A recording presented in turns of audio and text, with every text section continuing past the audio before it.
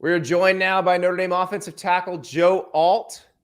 Little game in South Bend this weekend. Joe, what is campus like right now as we are getting ready, a few days away from maybe the biggest game in college football all season coming to your backyard? Yeah, no, it's definitely interesting. You kind of go out there and you can kind of feel it. Nothing's happening yet, but you can see the preparation beginning.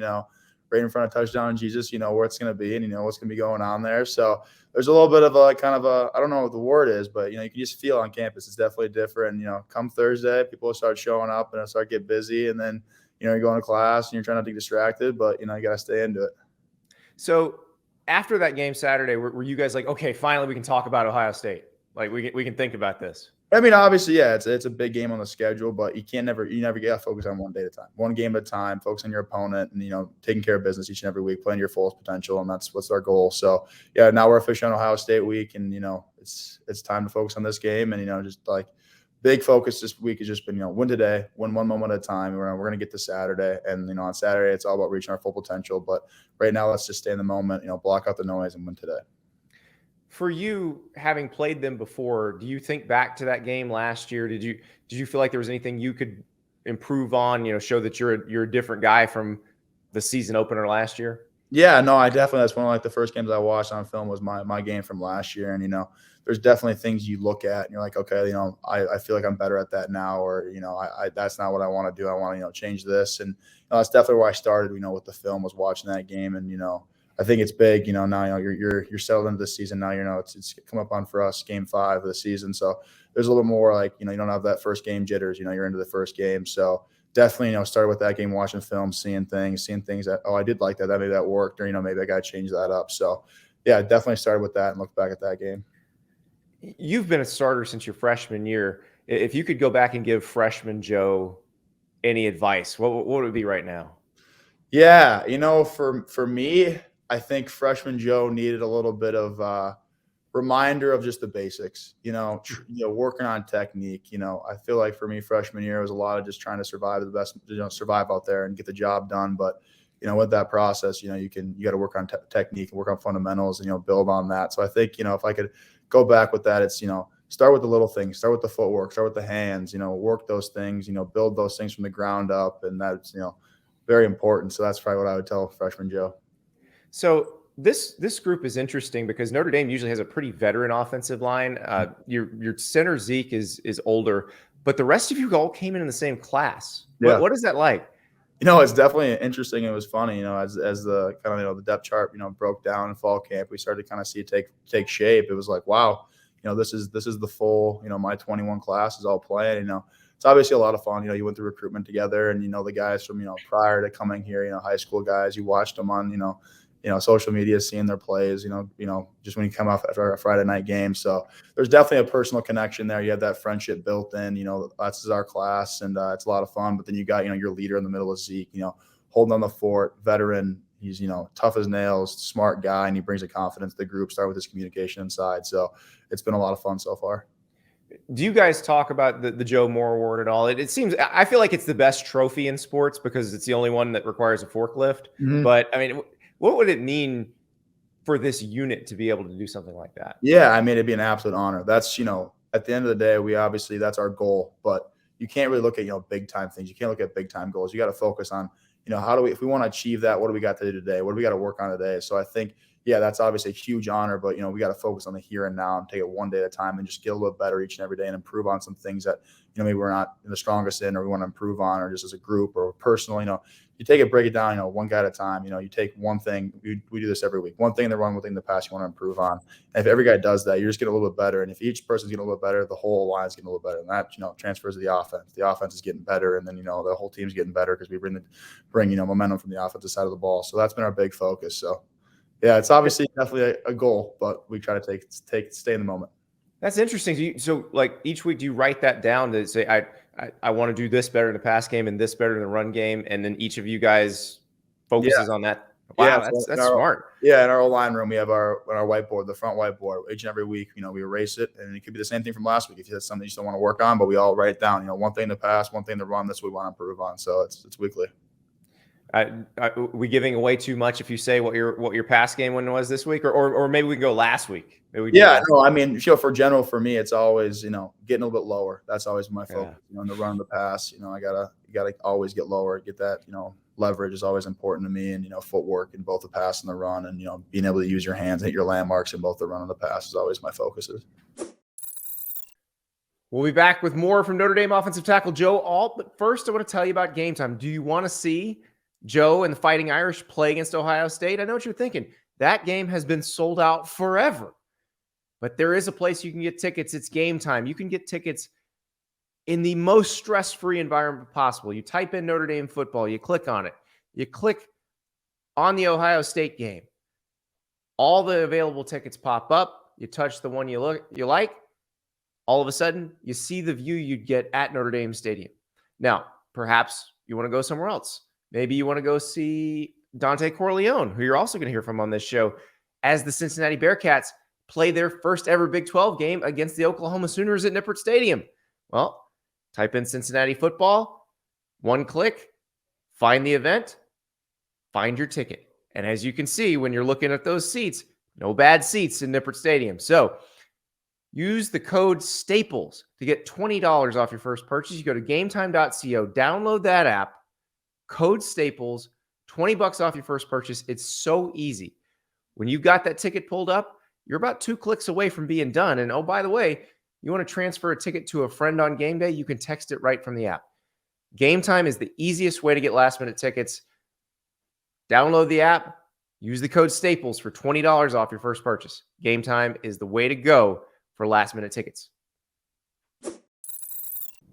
So, new quarterback this season in Sam Hartman.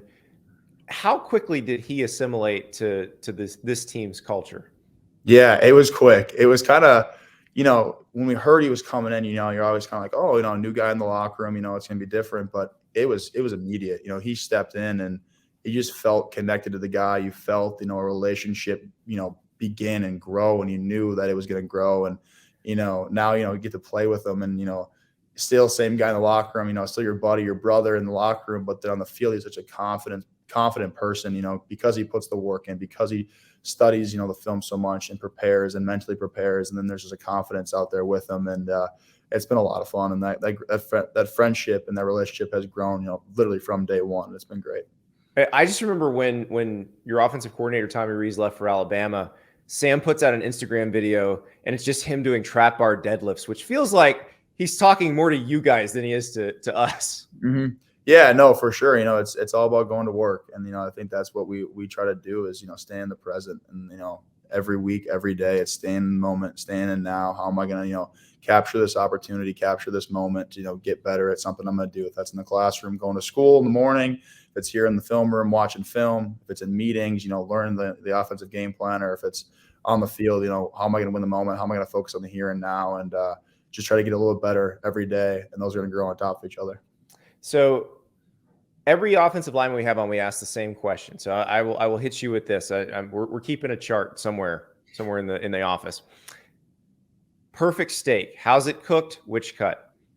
Ooh. I'm a porterhouse guy because very nice. I like a big piece of meat. I like it, a little fatty. I like the flavor. For me, it's a between a medium rare and a medium. I'm not a full medium rare because I like it to be warm, but I also don't want any gray or brown in it. I want it to be pink throughout, but I don't want it to be too under because then it kind of scares me a little bit. So that's my go-to. I love it because everybody has a very specific one of the Florida State offensive line was like medium rare plus, and I was like, I don't even know what that is. Yeah. I would be nervous ordering that because I wouldn't know how to say it. But the way you described it, you could tell that to the server. Yeah. And you will get your steak cooked perfectly. Right. Exactly. I just, I don't want it to be cold. That always scares me. I don't want it to be cold or, I want it cooked a little bit. You got to have a little bit. I want to save the flavor. I want it right in the middle. I don't want it to be cold, and I want to have the flavor there too. So you're from Minnesota. So I got to ask this. Juicy Lucy's, is that for tourists or do you guys actually eat those too? I mean, we do, but it's more of a tourist thing. Like it's something like you hit for like for me, it was like my first grade birthday. So I was like, all right, we're going there for tonight. We're gonna find somewhere with the Juicy Lucy's and we're gonna go there for dinner. And that was kind of the thing. But it's not a regular thing. It's a lot. It's a lot of food. It's a lot of hot cheese. So stay away from it. But it's definitely more of a tourist thing. But you gotta have one once in a while when you're home. Yeah, the exploding cheese because it's a great concept. Yeah. But then you bite in, and if you bite in too early, you burn your mouth. Yeah, it's a guaranteed mouth burn. So you got to be careful when you're doing that. But no, I can remember my first grade one. I sat down, I ate it, started with the first bite. My mouth was ruined for the next week because that cheese it is hot. So you got to be careful, no doubt. Happy 6th birthday, Joe. Exactly. So, all right, we got it. And I know you've talked a lot about this, but I watched that food tour. I used to do a lot of food reviews on the internet and writing food reviews. And so I have a few notes, but this scene in particular, so you were in New York and you were reviewing some street food. You've got a great, like to the 10th place in the decimal points reviewing system, but you start with the glizzy. Yep. And we'll start there. Kind of show it to the camera, a little beautiful hot dog with some ketchup on there.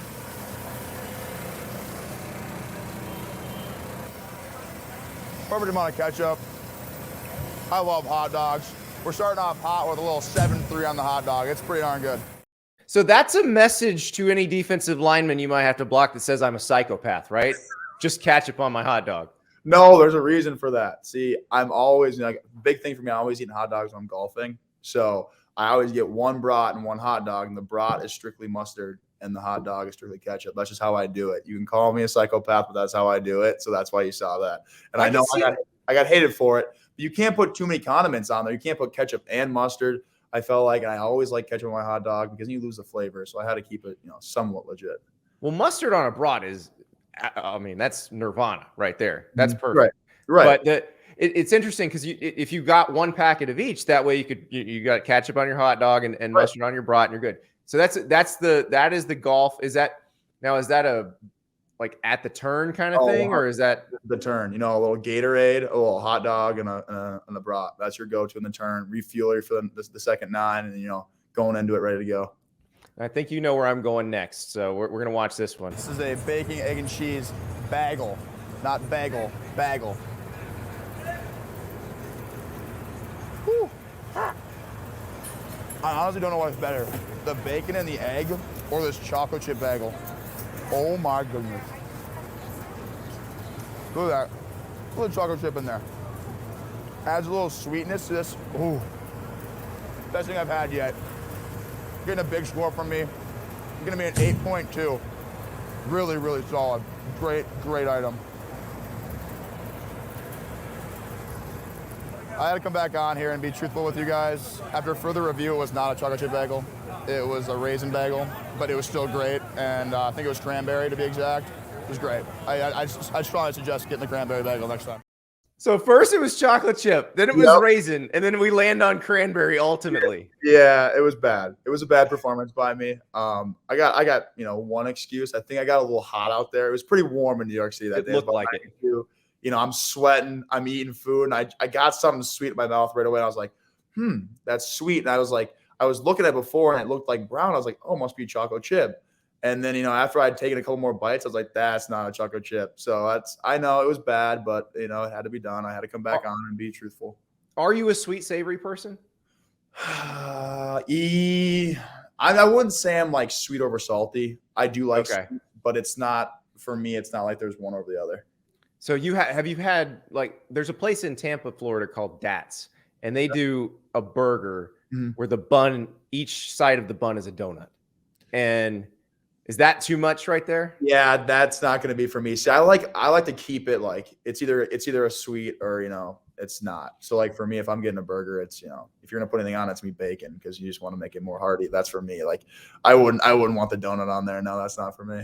Well, you're gonna eventually have your own Food Network show, I can tell. But it's interesting because you were dealing with some of the stuff I had to do. I was writing these food reviews, and my bosses at the time were like, "Could you put some of these on video?" I was like, "Sure." Yeah. And so you start filming it, and you realize people are watching me chew now. And then as I talk, food is projectile toward the camera. Yeah, and it's hot, and you're trying to eat it, and you're like, it's burning my mouth, but I gotta get it down, so I have to chew the whole time. Yeah, it was not.